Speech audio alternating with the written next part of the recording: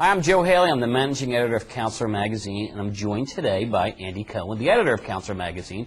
Andy, how are you? I'm doing very good. How are you, Joe? I'm pretty good. You know, middle of state of the industry time. We're doing a lot of research, a lot of writing, but we're getting through. Yep, fun stuff for sure. Okay, well, this is another edition of Ask Andy, where our viewers write in and ask Andy questions that are important to them. Andy, as hard as I try, I can't seem to compete with websites who sell promotional products at a low cost.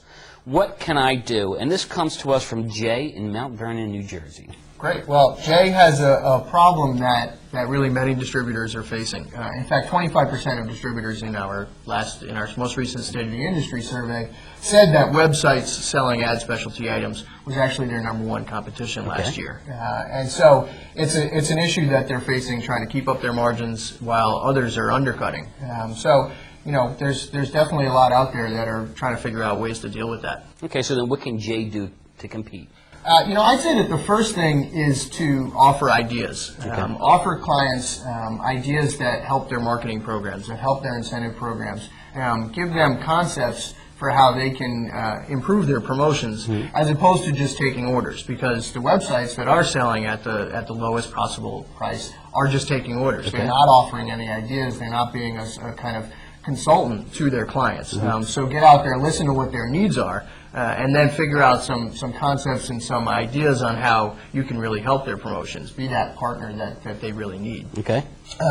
I'd say another idea that can help in this area is to come up with a preferred supplier program.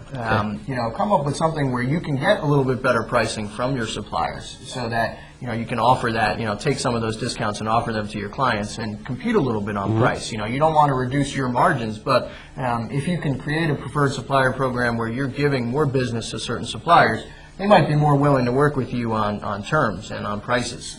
So that's one way to figure out a way to compete. Okay. There's 2 ideas. How about one more? We have one more. Okay. Jay wrote in. He took the time. That's so right. Let's offer him 3 ideas. Let's give him his nickel's worth. You got it. Personal service.